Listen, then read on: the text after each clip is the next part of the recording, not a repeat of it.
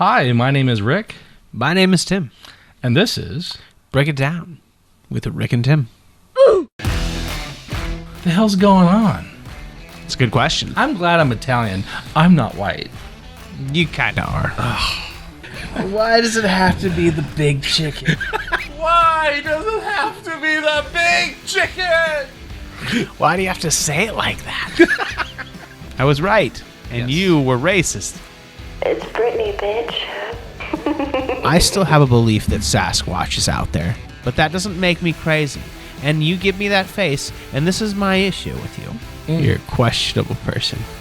This is a podcast where Rick, a Generation Xer, and Tim, a millennial, come together and try to find answers to our changing world. Break It Down with Rick and Tim. All right. So last week, we talked about the bigger pictures, aliens, and I kind of want to bring us back down to Earth and talk about something from this Earth, and that is women. I want to call this episode The Second Suffrage because that's what it is. It's all about women and their never-ending fight with the United States and governments in general, and just the right to be equal to men. Sounds serious. It's pretty serious. You know, you're saying bring this back down to Earth to talk about women, but aren't women from Venus and men from Mars? Yeah, some people might say that. That's the funny part. I got a question for you. What's your question? Since we're talking about women. Yes. And for some of us, that's totally alien. It can be, yes. Especially me. Yes. Those of you that are listening can't see the t-shirt that I'm wearing, but those of you that are watching are going to be able to figure this out. Describe what the listeners aren't able to see. It is a Star Wars emblem, but it is the full gamut of the rainbow. It's gorgeous. And it can only mean one thing. And what is that? I like Rainbow Bright. Yeah, that's it. So here's my question for you. What's your question? Why do men have nipples? Men have nipples because in utero development, in utero being in the womb, in pregnancy, we all follow the same blueprint up until about 7-8 weeks. And during that development time, we develop nipples, whether or not we're male or female. We haven't been decided yet. But then at about 7-8 weeks, that's when we decide if we're male or female. Based on the Y chromosome. Based on the Y chromosome. So the body blueprint is an X chromosome base plan. So when the Y chromosome comes into play, that's when your balls drop. I don't think that's how it works. Have they yet, though? Have they? I think what happens is there's a thing there that doesn't really look like a penis or a vagina.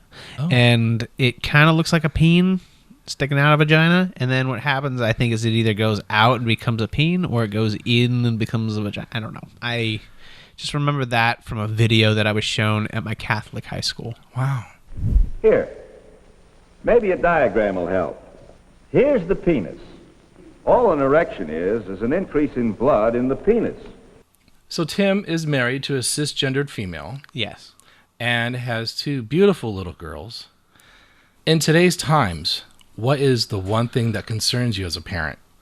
What concerns me is that their right to choose whether or not they want to have an abortion is being decided by men of power.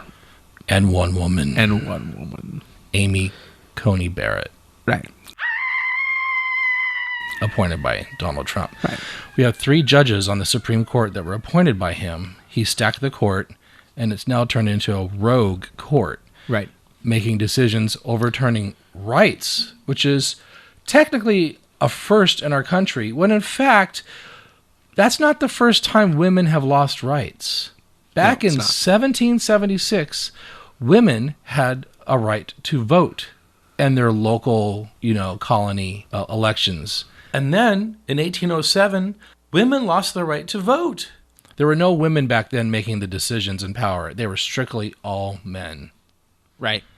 Sounds familiar? Now fast forward to today, and after 50 years of women having complete bodily autonomy, it's gone in the red states because the Supreme Court gave the power back to the states. So if you're in a blue state, you're good. But if you're in a red state, not so good. Right. You're raising your daughters in a blue state.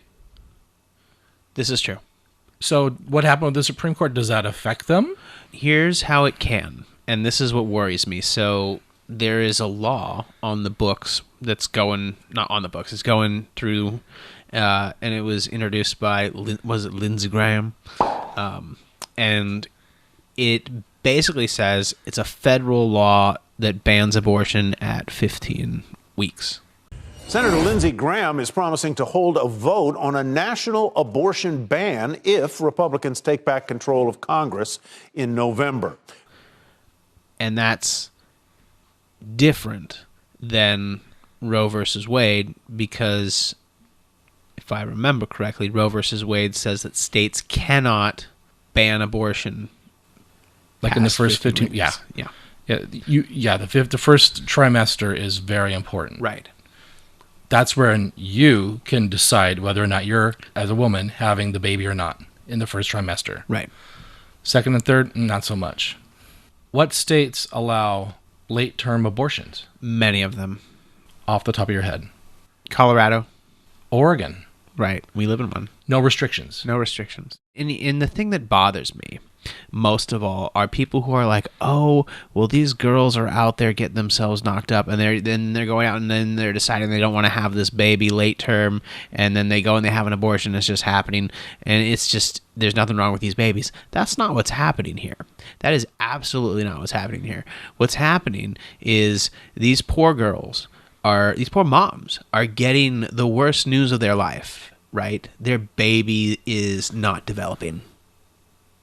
Their baby has some sort of birth defect that's going to cause it to be in pain for the rest of its life, right? It's things that make you want to cry, and I'm going to get a little teary about it because it's a shit situation, and people are fucking playing with it, and I hate it. Right. Because there's no empathy with some of these people. It's my way or the highway, and I don't care about the reasoning because it's the girl's fault. They shouldn't have got knocked up in the first place. They shouldn't have done whatever. So these poor girls now who have been given this terrible news, now in some states have to bring these babies to term. Or travel out of state in order to terminate the pregnancy. If they can afford it. Look what happened in Ohio when a little girl had to travel to Indiana to get an abortion because she was raped. Right. And that became a political talking point. Which is sad. Oh my gosh. No shame. But some Republicans earlier this week denied the episode ever happened. Those Republicans included Congressman Jim Jordan, who called the allegation, quote, a lie. In 1972, I was born, and that was also when abortion became legal across our land, the United States. And I asked my mom at one point, hey, Mom, what are your thoughts on abortion? And she said, all snide-like, well, you're here, aren't you? Oh, my God. Wow. My mom never wanted to have a big family. They had my brother. She was good. And I often wonder, if my dad hadn't known my mom was pregnant, would she have had an abortion if it was legal? Because in 1971, it wasn't in California. Right. But my dad was the first person to know my mom was pregnant. That's a whole different story. But since we're talking about women, I might throw it in at the end. Oh, gross. I told you this story. You told me this story, and then I couldn't eat soup for a very long time. My dad knew. And, my dad always wanted a big family, so I think my mom's like, oh, fine. But for 50 years, since I'm 50 years old, my entire life, women have been equal. In my point of view, they've always been right here with me as a man. I remember in the 90s, women couldn't serve in combat, like G.I. Jane. We had a fictional movie with Demi Moore. The movie was a fictional representation of women in combat, but now women can serve openly on the front lines in combat. Right. Can there be women sailors as in submarines? There can now. Wow. But you're right. Back in the day, it was, unheard of. I mean, I remember watching Starship Troopers, and the spaceships had a lot of female crew members, and then mixed in with the Army were just females, and it was just like they were treated as equals. And I was like, wow. Huh, that's weird. When I was a young man, I worked as a waiter for many years, and I worked with women as bussers, women as food servers, women as bartenders, women as restaurant managers and district managers for different restaurants. And I never thought anything different or weird about it. And never once did I have any programming thinking that, well, I should be paid more. But you always still hear about, even today, actresses being paid less than the male co-stars. For example, in Jurassic World Dominion that just came out, Chris Pratt was paid a ton more money than Bryce Howard Dallas. Right. She revealed to Insider, I was paid so much less than the reports even said, so much less. When I started negotiating for Jurassic, it was 2014, and it was a different world, and I was at a great disadvantage. And unfortunately, you have to sign up for 3 movies, and so your deals are set. Despite the pay disparity, Bryce expressed all the love to Chris for fighting to get her paid. And he helped her out because he says, okay, nothing can be done right now because the contracts have been signed. But when it comes to the video games and everything else that's involved, we're going to get you the money. And he helped her. That's good. That's fantastic.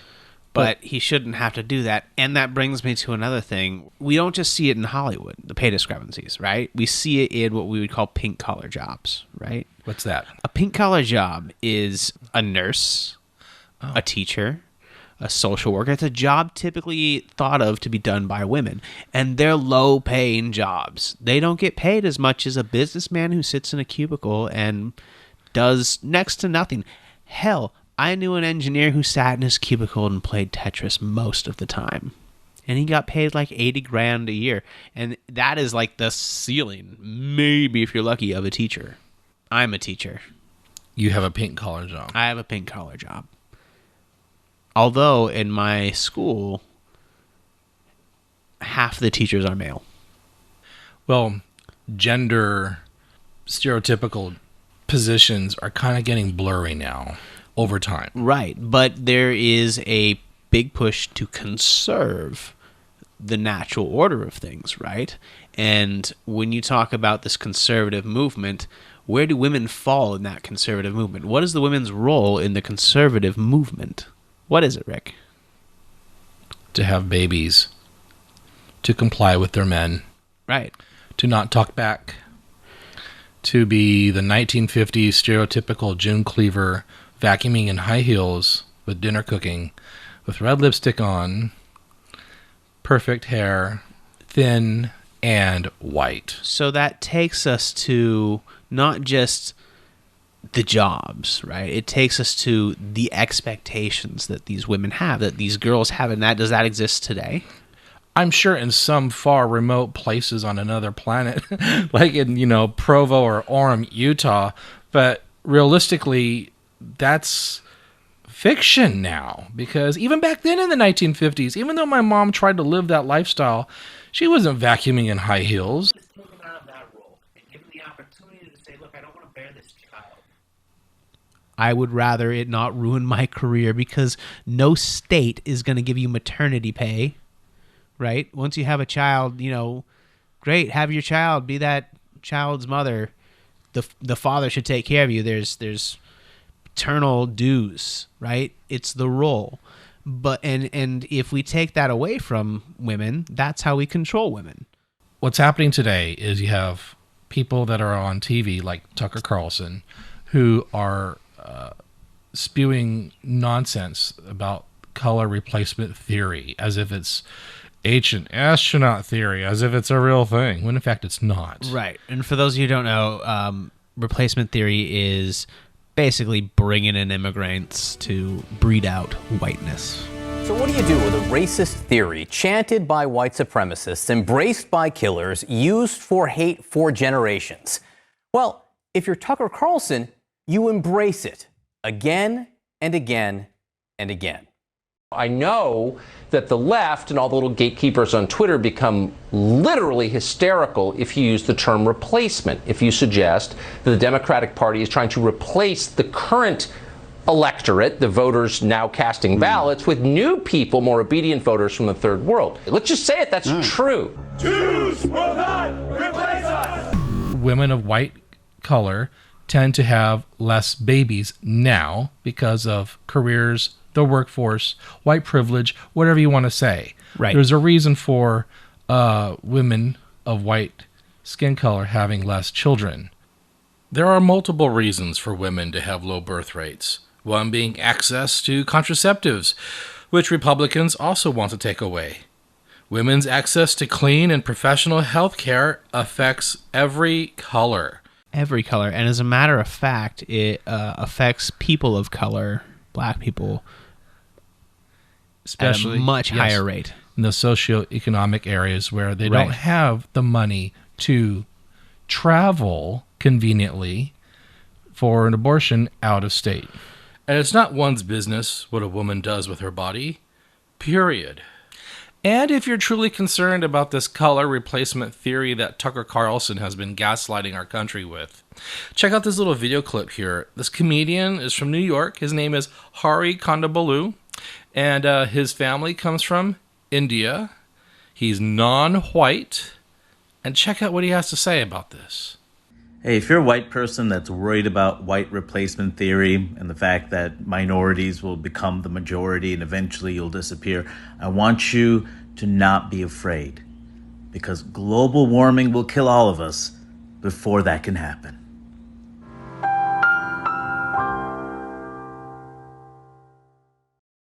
And hopefully by the time you are seeing this, we have passed the Moms Act. The Moms Act? The Moms Act. Because I was recently reading an article about just this, and the fact of the matter is we are one of the most industrialized nations in the world, right? And of the industrialized nations in the world, we have the highest mortality rate, period. And it's going up. So, there are a few senators out there. I'm not entirely sure which ones they are. They have put forward a bill that'll bring money into, putting clinics, doing research, just all these things that go into these communities of color that will focus on addressing that discrepancy. Because right now, I believe for a black girl or a Native girl, they're 2.5 times more likely to die during pregnancy than a white girl, which is insane. Right. Part of it, too, is this. If we go back to the government, the states that did not expand Medicaid, they kick women off or can kick women off of Medicaid 60 days after they give birth. Now, a recent study just came out from CNN that said that of all these deaths in the United States, these maternal deaths, 4 out of 5 are preventable. These women just aren't getting post-maternal care, or at least not proper post-maternal care. In the study, I believe it said like 58% or 57% were died after a week after pregnancy. Somewhere around 25% died during pregnancy, and like 13% or some small percent died 1 to 5 days afterwards. But that over 50% dying 8 days after pregnancy is just insane. Right? Because that shouldn't happen. That's 8 days to do something about it. And that brings me to another thing. We're looking at the importance of women and the right to vote. Why are they voting Democratic? Because we see that now. Women are turning out to vote, and they're voting in force, and they're leaning Democratic. Okay, let's talk about what happened recently in Kansas, a red state. Okay. You know the numbers on that. Yes. There's almost 3 million people in that state. Right. And 1.95 million had the ability to vote, and just under 1 million voted, with 59% of the vote going toward women having health care. What a victory. Right. It wasn't about blue versus red. It was about human decency. We're all created equal here. Right. And women won. They did. And now the Republican Party is probably sweating bullets, because I think we've talked about this in previous conversations outside of the cameras here in the audio. This has always been a hot selling ticket for Republicans to use to manipulate voters, to get them out to vote, and to use as a hot topic to trigger people's emotions. Never did they ever think it was ever truly going to be overturned in their wildest dreams. Because then it's, oh no, the undiscovered country. What do we do now? And it's backfiring on them. You're right. It is. Now, GOP leadership would prefer to keep the conversation focused on inflation and crime ahead of the midterms, issues where they feel Republicans have the clear upper hand. 20 years from now, okay, in these red states, if nothing has changed and abortion is still illegal across the board without any consideration for a woman's health, okay, what's going to happen? What's going to happen is you will have a rise in crime. And the reason why is because you're going to have a large amount of babies that were born, I'm not going to say unwanted, but forced into a world that's not ready for them. And they are going to be a product of their environment. A lot of them are going to be rape victims. A lot of them are going to be products of unwanted, extremely unplanned or accidental, mishaps. And it's going to be devastating because we know our community can't handle mental health. It just is something that we aren't equipped to do, at least not now. I mean, look at our homeless crisis. It's a drain on our system. It's a drain on our system. More than when people say, because I have friends like, I don't want my tax money to go to abortion. Since when do you decide where your tax money is going to, number one? And number two, what's going to be an even more drain on our system and our taxes down the road? So we not only that, so then these women who are having babies, who are forced to have babies, then go into the welfare system because some of them are not ready to have babies. They can't afford it. Or they're too young and they haven't finished high school, or they can't support themselves because going back. I used to do this activity with my students at my school where it's an extremely boring report, but it is shockingly graphic when you break it down. It shows a list of graphs. It's the Portland housing report, and they put it out like every so often. And the graphs show what neighborhoods like the average rent is in the neighborhoods around Portland, and then up at the top it lists some demographics. So the first one is family, father, mother, and children, and both employed, and it shows what you can afford, and a lot of it's green, white, Caucasian, whatever. And then it goes down, it starts breaking things down a little bit more. Then it basically comes down to looking at what you can afford. A single mom that is white can barely afford anything. Most of that grid is white or red, meaning that white is they can kind of afford it, like it's going to be real difficult, it's just at their break-even point, and red being they can't afford it, they would not be able to do it. And most of it's red. But the scary part is if you are a black single woman with a child, everything's red. Everything's red. You cannot afford to live anywhere. Wow. And it goes back to high mortality rates among black women. It's a systemically racist system. I mean, it's built into our housing system. Recently, I was at the gym talking to a young trainer, a young employee there, and the subject of abortion came up. And he said that he didn't have any thought or opinion on the matter because he was male. Talk about male privilege. Right. And Jesus. I said to him, he's 18 years old. He's very young. And I asked him, how old's your mom? And he said, oh, she's 45. And I said, okay, and she's still able to have children, correct? And he says, yes. And I said, this affects your mom. If you're living in one of those red states, or if a federal ban happens, your mom's health care has been taken away from her. Right. Do you have an opinion now? Right. I made his head. Only when it matters. I think his head went. He's 18. He has no experience. He has no idea what he's talking about. And you just blew his mind with a bit of wisdom. But there's grown men out there that don't even have that. Right. Because they're trained not to. Because it's all about guns and beer. That's exactly right. And Bigfoot. True. It is. Yes. Right. It's all about your ego, and it's all about, the pride, being the biggest lion, being the quarterback of the team. So in America, we have our Thanksgiving Day. And what do a lot of Americans do on Thanksgiving? We go home to Mom because Mom is cooking us a turkey dinner. And what do we do at Mom's house while we're eating, or after we're eating, or during we're eating? We get into verbal arguments with our Aunt Karen and her MAGA opinions. Gross. We eat and get drunk, and have leftovers for the following week. What? We watch football? There you go. Oh, it took you long enough. God, Jesus.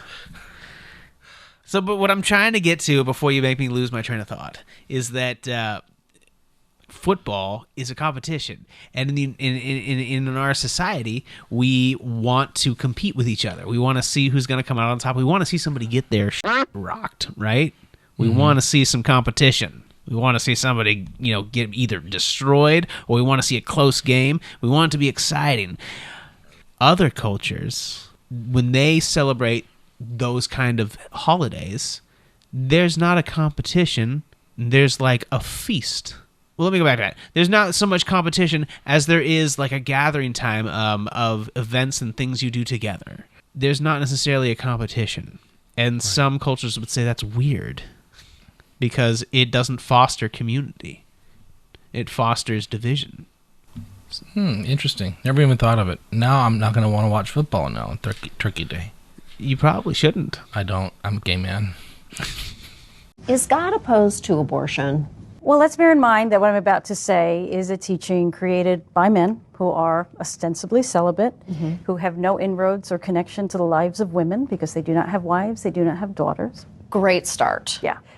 And the Catholic Church teaches that in almost every circumstance, abortion is murder. Is it in the Bible? No. The Bible tends to not be very pro-woman. Right. In fact, there's not even a chapter written by a woman in the Bible. It talks about women and Ruth and Mary, etc., but abortion is not explicably mentioned in the Bible. It's referenced. It's referenced. In Exodus. Chapter 21, verse 22. Would you like me to read it? So Exodus chapter 21, verse 22 states that if men strive and hurt a woman with a child so that her fruit depart from her, basically if a man pushes her down the stairs and causes a miscarriage, and yet no mischief follow, he shall be surely punished according as the woman's husband will lay upon him, and he shall pay as the judges determine. So he's going to pay a fine. So in other words, it suggests that a pregnant woman's life is more valuable than the fetus. Yeah. Essentially, it's saying that you can put a monetary value on that fetus, determined by the judges. There's the 5th chapter of the Gospel of Mark that describes a woman with a gynecological ailment that has made her bleed continuously, taking a great risk. She reaches out to touch Jesus' cloak, and in hopes that it will heal her, even though the touch of a menstruating woman was believed to cause ritual contamination. However, Jesus commends her choice and praises her faith. God, man, I'm surprised there's not many. I'm surprised there's not more women that. What was the outcome of that? Was her menstrual cycle fixed? I don't know. I didn't ask Jesus. He didn't answer my call. It would be important to see. Not taking my calls. Well, you have to understand this is actually kind of important on how women are depicted in the Bible because they're not depicted right, not favorably. Well, no, but it was at the time, right? So was it different than what they were, because you have to understand, like, Mary Magdalene was this very important person to Jesus, yet she was a whore, right? So they're taking the image of the woman and they're showing how Jesus responds to her. So it would be very important to know how Jesus responds to this situation. Has the Bible benefited women at all? There's the situation right there. It's been used against them, just like the Bible's been used against everybody. Gays. It's been used against you. It's been used against a lot of people. It's hard to find... You have to understand the reason why the Bible is so powerful is because it has these wonderful stories in them.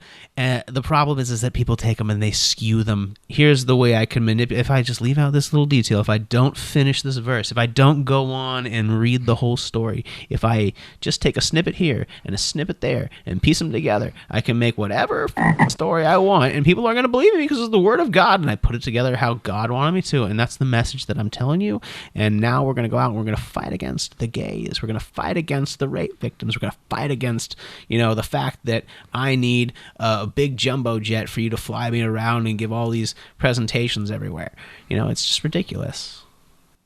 After the time of Jesus, the 2nd century Greek physician Soranus, if I'm saying it right, recommended fasting, bloodletting, vigorous jumping, and carrying heavy loads as ways to end a pregnancy. Manual labor.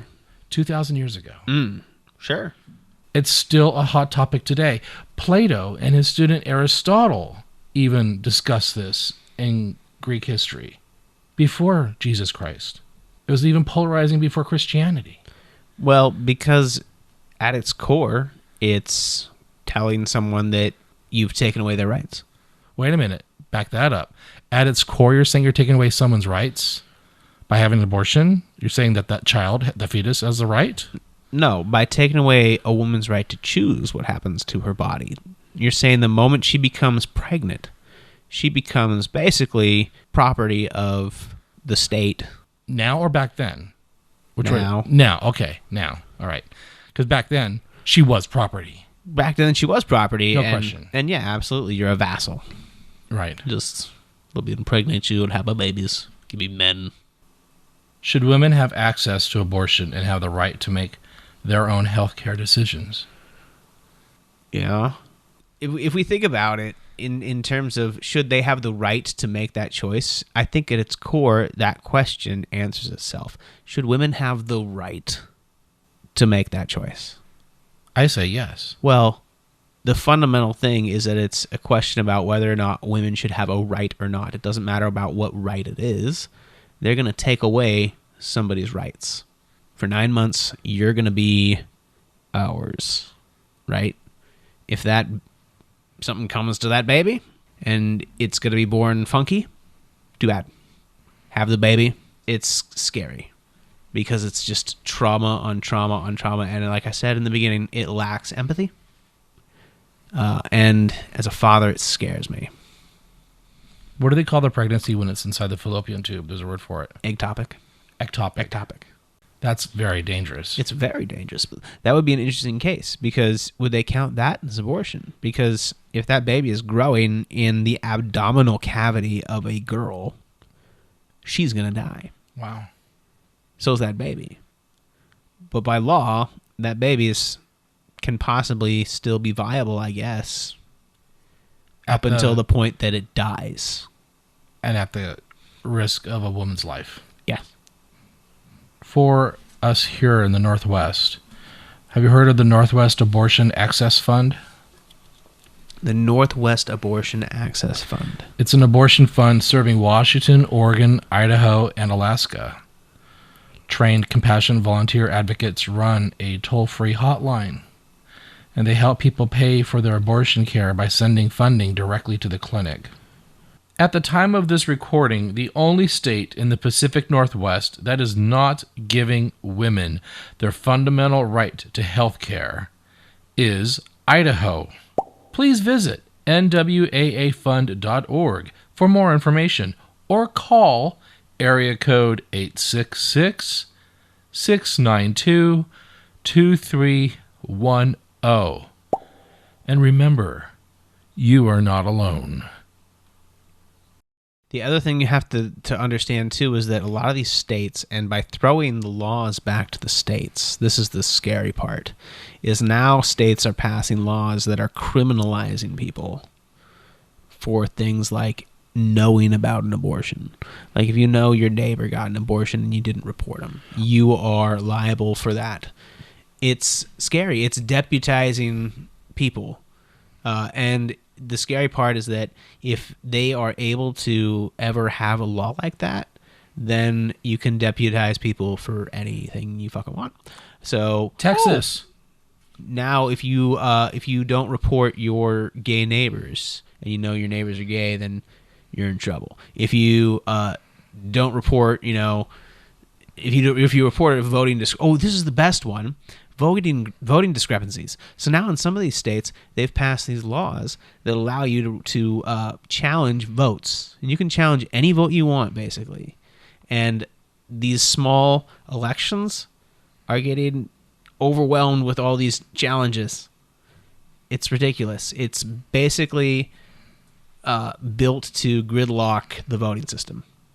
Texas has that abortion vigilante law. Right. Oh my gosh. It took effect last fall. It relies on the government and its citizens to enforce. Right. It's like a bounty hunter law. Exactly.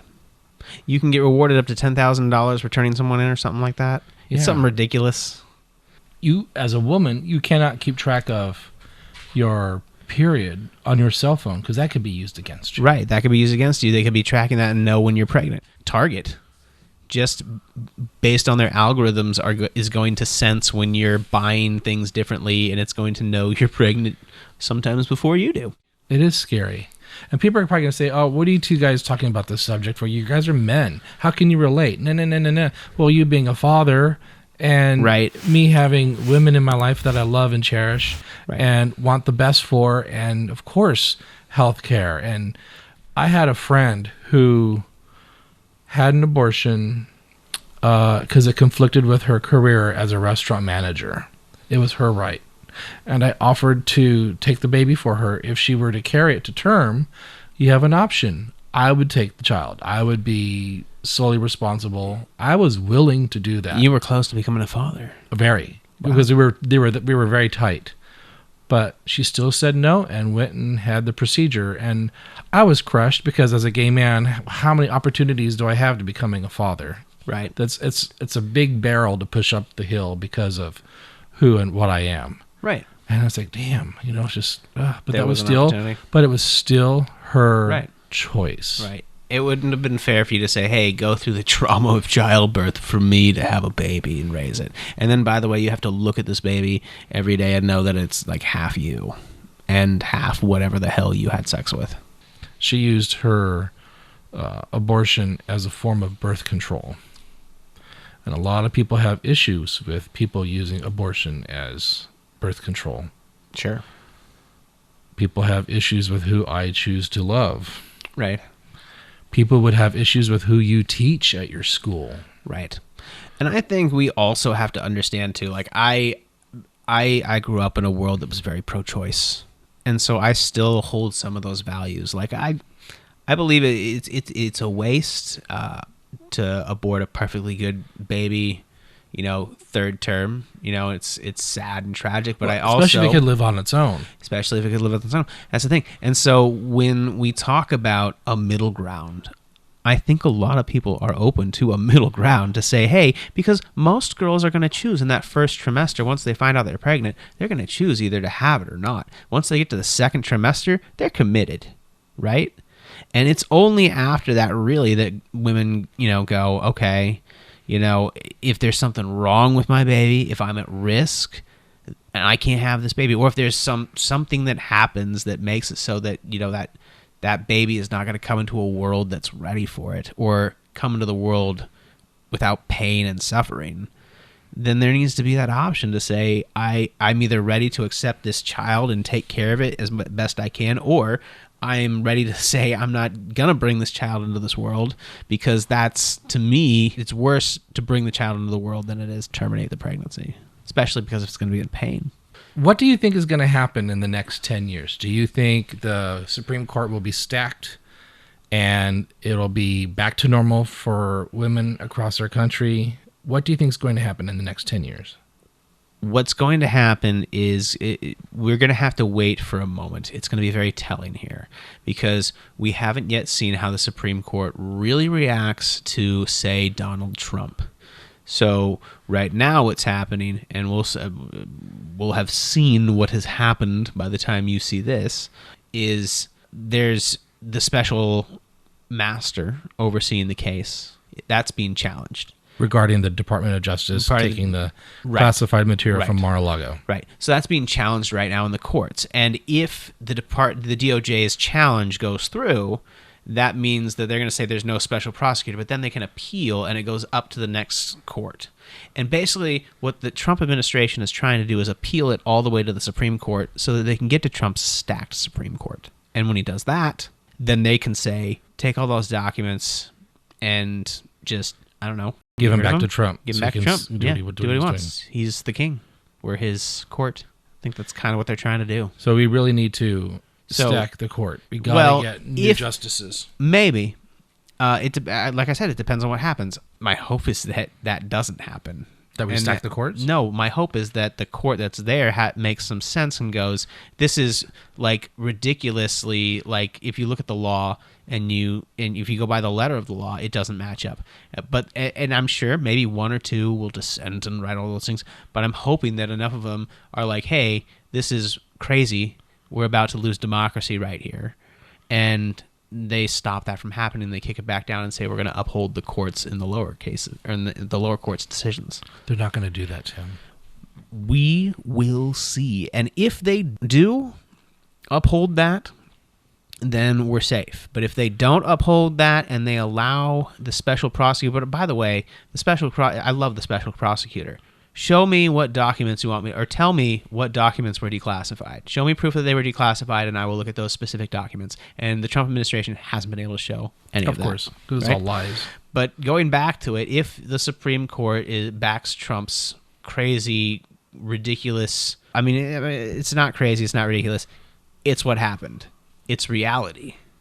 If his court gives him this win, then we're fucked. So, because that means anything can be challenged up to the Supreme Court, and they will do his bidding. And the only way that we can get out of that is to stack the court, which people are going to be like, oh my God, that's, whatever. Then there's going to be another huge division in this country, and it's going to be crazy. So in the next 10 years, we're looking at a roller coaster. As we saw in the midterms, MAGA lost once again. And there's going to be a huge blue wave coming 2024. No question. And who is going to be at the tip of that wave? Oh, it's going to be Kamala Harris. It's going to be Kamala Harris, is what Rick says. And he's probably right. I think Biden will step down in the last year. I think it's also important to state, because Biden's a man and he's stepping down, that this blue wave is really about women. Mm-hmm. And about their rights. Yes. And this blue wave is going to be about women turning out to vote. Oh, yes. And it's already happened in Kansas. And it's happening other places, I'm sure. All the states that had women's reproductive rights on the ballot, like California, Michigan, Kentucky, Montana, and Vermont, all voted in favor of women. So let's break that down. California and Michigan voted in favor of women's reproductive freedom, including decisions about all matters relating to pregnancy. The same with Vermont. Now, Kentucky tried to say there was no right to abortion, but the people voted against that. But what was a total cringe?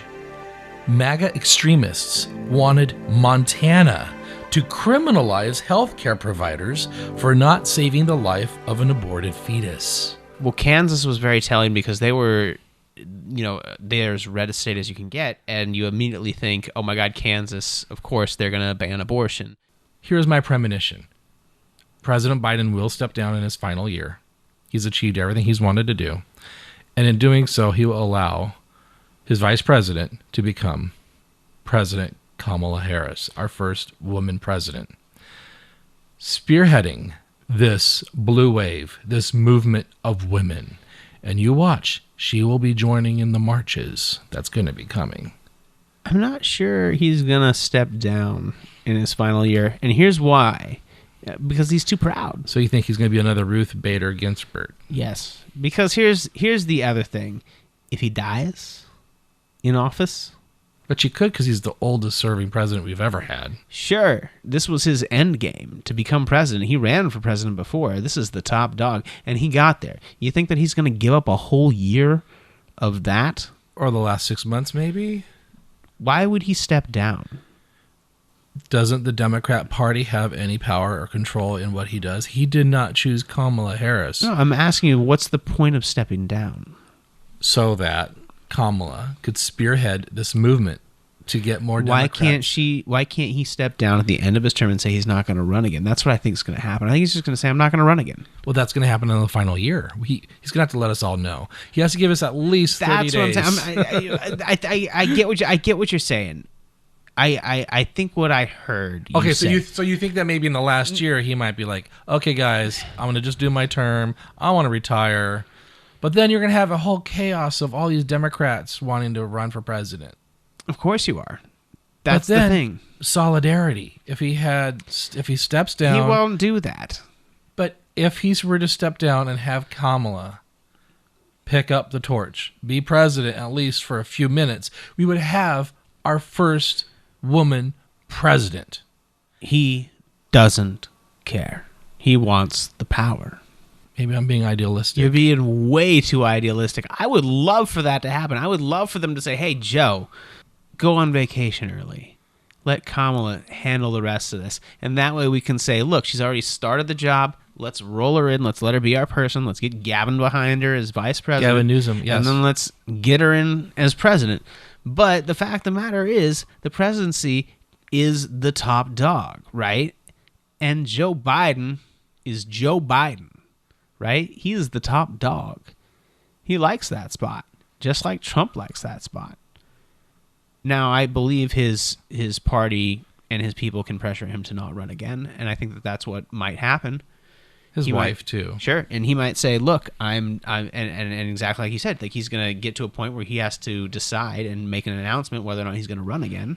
And either way, he's going to be that lame duck, but he's not going to give up that power just because it would put Kamala Harris in the presidency. He's going to also say, we want that legitimately. We want an elected woman." You know what's really sad about this possible scenario? What? Is that it's dependent on a man exactly giving a woman the power. Right. Exactly. And is that the only way we could ever have a woman president? Because Hillary won the popular vote, but it didn't matter. It's going to be telling what the 2024 election is going to be like, because we're already seeing an effort to basically corrupt the vote. Right. We have the most secure voting system in the world. But we have this belief that it's flawed, or at least this belief that's being pushed that it's flawed. And well, Fox News isn't going to pay the price for that because they're being sued by the Dominion voting machines. They are being sued by the Dominion voting machines. Billions. And I hope that but here's the thing. How are they ever going to actually pay it? Probably not. It could possibly bankrupt Rupert Murdoch. Right. Maybe that's why CNN's becoming more conservative now with who's now in charge of CNN. Maybe. It also could be that, the right has gone so far right that CNN now realizes that they have to take a more centrist approach in order to grab their demographic that's starting to move more centrist. I would hate to be in your shoes as a parent with daughters. That's got to be so stressful. It is. Everything that you normally have to worry about, their safety at school, their safety playing outside, looking out for cars, the homeless problem that we have here in the Portland area. Right. And then what could happen to them as young women, as teenagers, and then their choices as adults in our supposedly progressive society. Supposedly. And your wife. She's still of childbearing age. Of course. What happens if Oregon were to turn into a red state? Could that happen? I suppose it could. Anything can happen, obviously. Anything can happen. I do think because of Portland it won't. But what if people are mad about the homeless problem and the drug problem here? Well, and that goes back to our election that we're having here in Portland, right? Governor's, Because of yes. the governor's race. This next segment was recorded before the November midterms.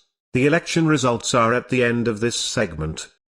We've got an extremely conservative candidate that is pro-life, is what she would say, and What was she's her name? pro-guns. Something with a D? Christine Drazen. That's it. And then there's the one oddball in the middle, Betsy something. Well, let's get there for a second. And then we had the Democrat, Tina Kotek. What are... Wait, Tim. Tim. Tim. You are just steamrolling. I know. over that. Tim, guess what? What? They're all... Politicians. Tim. They're all women. Yay! Yeah. They are. How fantastic. They are. So let's go back and look at them real quick. So we got 3 female politicians running for governor in Oregon, and they are replacing a female governor, Kate Brown, who we just she's not anything special. There's nothing special about her. She just, bless her heart. She tried. Her hair, her wardrobe choices. See, now you're attacking her. No, I'm judging. Character. Just judging. She didn't have the right team around her to make her look like she was in a position of authority. Instead, she looked like Harry Potter's great aunt working in the library. You're a wizard, Harry. Because there's a team somewhere telling her how she has to dress, and if she's not dressed correctly, then she's not playing the part correctly. We want legs. Right? We want mini skirts. We want blonde hair and makeup and Megyn Kelly. The one wardrobe suggestion that I can actually agree with was she wore I think it was like a North Face or some stupid brand. It's a shame that men and women have to look a certain way in order to be taken seriously in their job field. Men have to wear suit and ties. Right. Every male politician wears suit and ties. Although I will say this, my wife does say that she loves the fact that she has options because men have boring clothes, which is true. But going back to our candidates, we have Christine Drazen, who is a far right. I am, in fact, a pro-life woman. You know, it's a faith-based decision for me, and I don't shy away from that. We have Tina Kotek, who is far left. This election is a big, big deal because abortion rights are on the ballot. And there's only one candidate Planned Parenthood PAC of Oregon trusts to be governor. That's Tina Kotek. And they're about as far as you can go on either end. And we have a lot of people who don't necessarily want to be on one end or the other. And so right in the middle, we have a candidate who's grabbing a big bunch of people from the right and the left, and we don't exactly know how that's going to affect things. We have exactly 2 issues on the books that are being pushed politically on the news all the time right now. Pro-life, pro-choice, pro-common sense gun laws, anti-gun laws. Anti-gun legislation is what they say. So, on the right, Christine Drazen, pro-life, anti-gun legislation. On the left, Tina Kotek, pro-choice, pro-common sense gun reform. In the middle, Betsy Johnson. And she is pro-choice, anti-gun legislation. Right in the middle. So you get your baby, you get your choice of abortions, and you get your guns too. The middle person is going to be pulling from both sides, so it's a very close race. So the future of my daughter's choices are at stake here, because if Christine Drazen wins because Betsy Johnson took a bunch of Democrats to the point where Tina Kotek loses, then we're stuck with this person that wants to put these anti-abortion laws on the books, and you get enough conservative, counties, and they can pass that in Oregon. It would be scary. So for women's rights in the state of Oregon, if Betsy Johnson wins or if Tina Kotek wins, it's a win for women's rights. It's a win for women's rights. In that regard only. In that regard only. There's probably a few other regards that I'm not looking at, but that's what they're pushing on the news. So from a basic standpoint, if I didn't do any research into my candidates, that is what I would see. And that is what they are pushing, because so many voters are just to that surface level. Have you decided on who you're voting for? Yes. As Oregon's independent governor, I'll lead with the best ideas from both parties. I'm the only candidate who will crack down on homelessness and crime and protect abortion rights. Tina Kotek passed a law to allow tent cities. Christine Drazan would be Oregon's first anti-choice governor. Both are just too extreme. As your governor, I'll only be loyal to you. Since this podcast's recording, the votes are in for Oregon. Tina Kotek received 47% of the vote and won. Christine Drazan had 43% and the ugly toad in glasses, Betsy Johnson, is humiliated with 8.6% of the vote. You want to say something, go ahead. And now it's time to quiz Tim. Oh boy.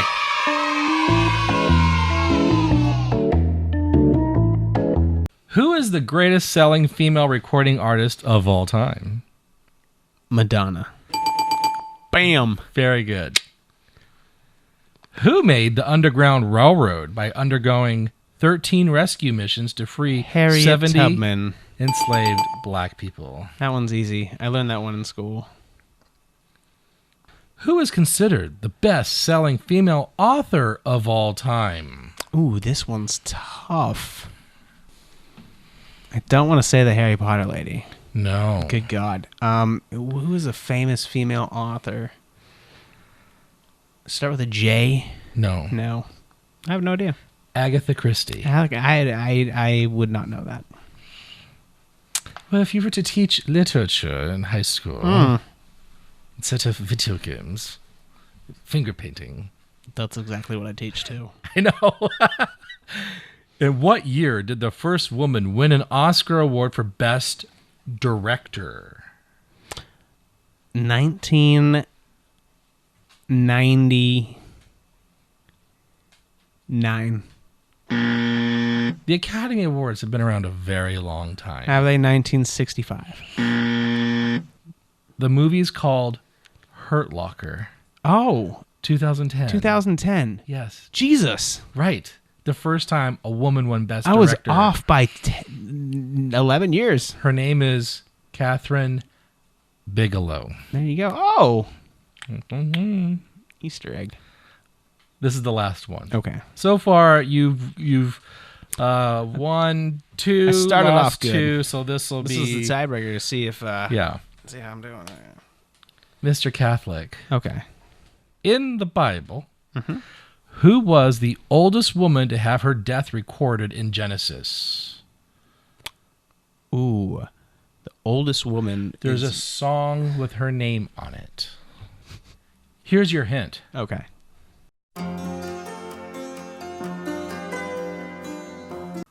And then another band from the same era, the 70s.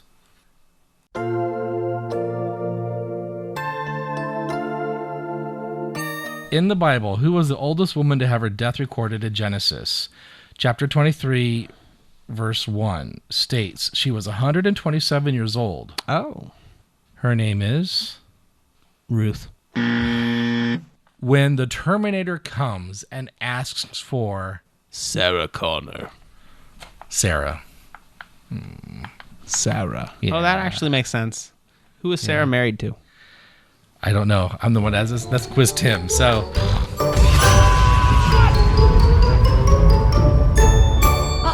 On this episode of Let's Trigger Rictor... Uh-oh. Anyone can lift themselves out of poverty if they just try. Go. Do you have 2 legs? Yeah. And are you able to get whatever money you can, put it in your pocket, and walk away?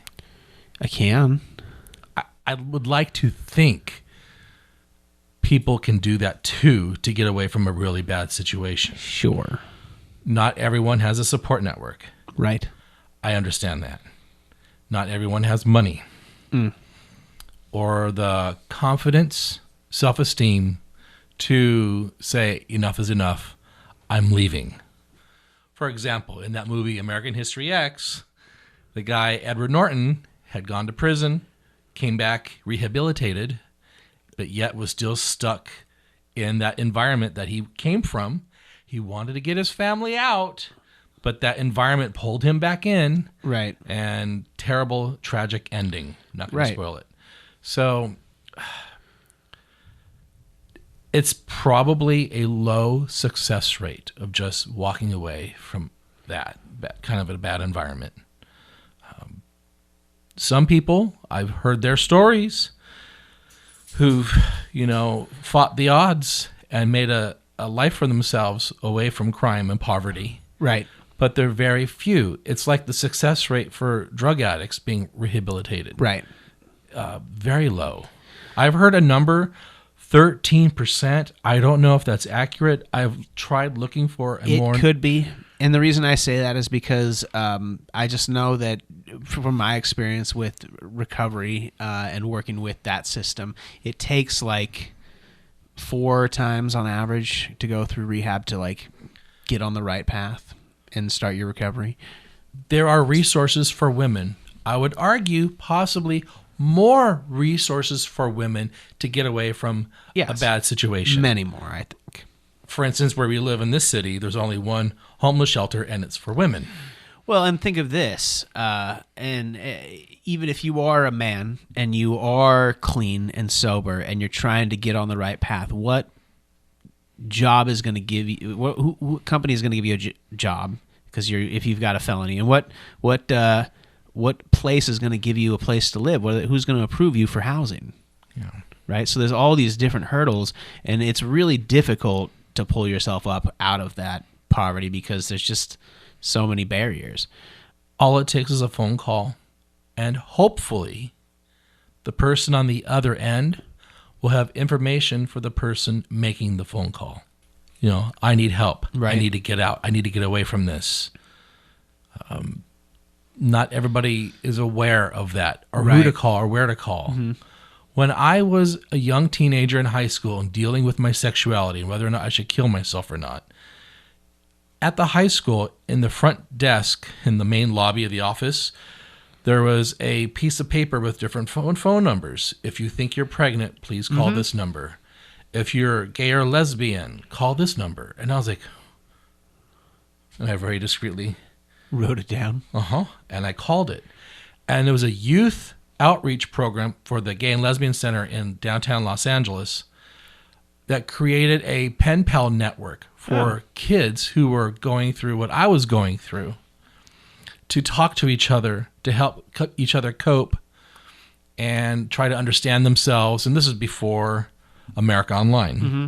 Before we had chat rooms and the internet. And it helped because then, I was looking forward to getting a letter from somebody in another state, another country, and we could talk about Madonna and Janet Jackson and, oh my God, Paula Abdul.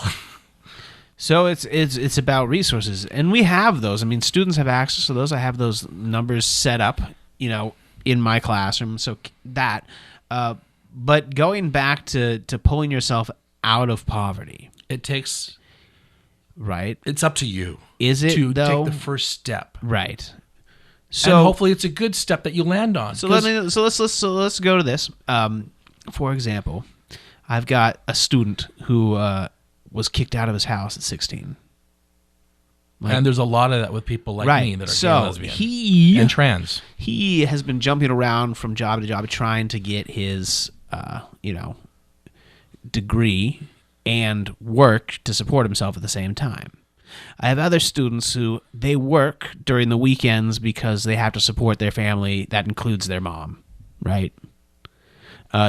There's so many barriers that are getting in the way of them being successful that it's frustrating for me, and this is where I get triggered, where people go, yeah, they have the opportunity. They've got the resources. They just got to do it. They got to make that call. They got to go and take it. They got to want it. Well, they do, right? But at the end of the day, like, they got to go home and take care of their brothers and sisters. Yeah. It's just the facts. And then they might drop out of school. And they drop out of school because they've got a job at Starbucks, and it pays enough to support the brothers and sisters for now, at least in this moment. And then maybe when brothers and sisters get a little older, they can get jobs and they can start supporting themselves. But for now, that's what I need to focus on. And then finally, when I get through that whole process I'm still taking care of my mom. And so this whole thought process that everybody has the same opportunities, same access, and the same ability to pull themselves out of poverty is just bullshit, in my opinion. It triggers me. Thoughts? I like I said, I just think it's up to you to make that first step. Right. And hopefully the other person on the other side will have information for you, help you, will have something new to offer you. Other than a busy signal or sorry, business hours are between this and this. Call back then, So who would one of my students call? I don't know. I don't know if they're involved with the church.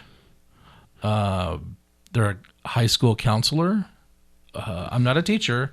But I remember having a high school counselor, and right. She was kind of a ding dong. So it goes back to access, right? I was afraid. I was afraid to go to her. Right. I didn't want anybody to know I was gay. That's why I called that. So when we're talking about poverty here, we're not talking about being gay. But I can kind of relate, right. Wanting to, in a minor degree, to reach out for help. Right. So it's all about access to resources. So when somebody says anybody can start their own business, anybody can be successful.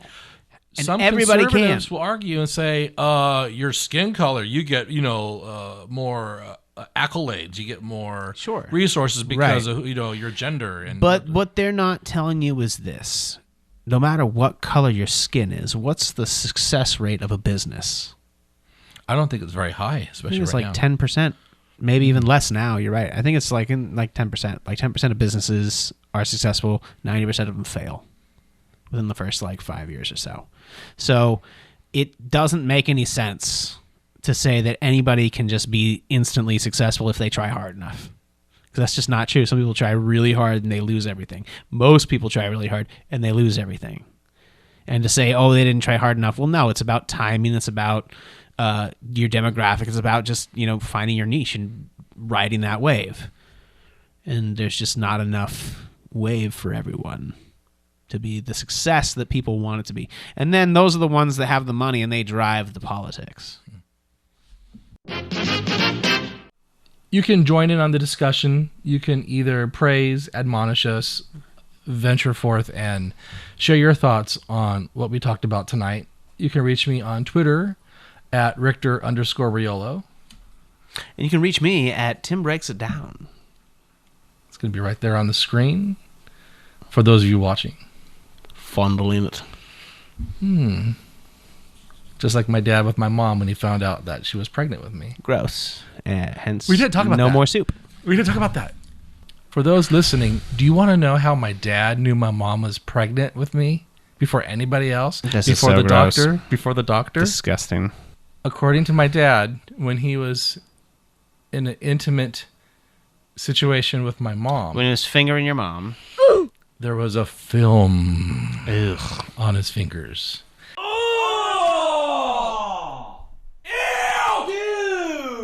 And he said that the same film was there when she was pregnant with my brother years prior. And so that's how he knew she was pregnant before the doctor, before anybody else knew. And the doctor was surprised. He's like, how does your husband, he said to my mom, how does your husband know you're pregnant before me? Well, it's a good thing that all the men eventually knew she was pregnant, because those are the ones who make the decisions for her. Because at the time, was abortion legal? No, it was not. Not in the state of California. Right.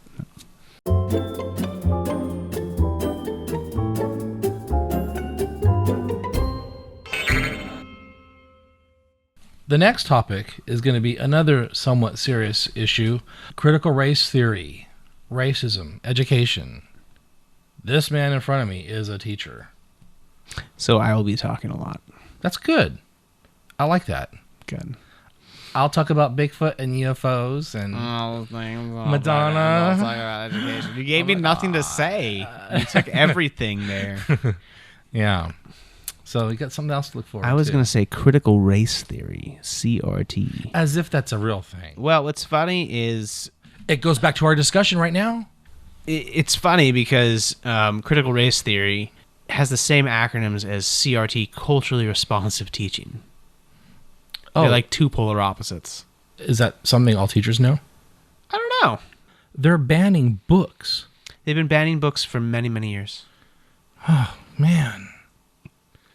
And, here's the sad thing about the whole thing. They're not giving the abolitionists the credit that they deserve. The men that died to help free the slaves. The men and women who contributed and helped everybody, who are a lot like us, empathetic towards their fellow man. And this whole new attitude towards critical race theory, it's dismissing and erasing that as well. Well, let's break it down next time on Break It Down with Rick and Tim. Overturning of Roe v. Wade. We want to find out what people think about it. I think it's wonderful. Yeah. I'm glad they did it. How do you feel about government kind of telling people what they can and can't do? Oh, I don't like it at all. The government needs to stay out of our business. Right. But in that instance, they actually are kind of in people's business. Oh, I'm sure they are. None of them like it, and they're going to do everything they can to stop a lot of these states from doing that. So to stop a lot of the states from allowing abortions. So, it is what it is. I'm glad it happened. So in that instance, you are glad that the government has kind of come in and told people what they can and can't do. I'm glad that the Supreme Court did what they did. Right.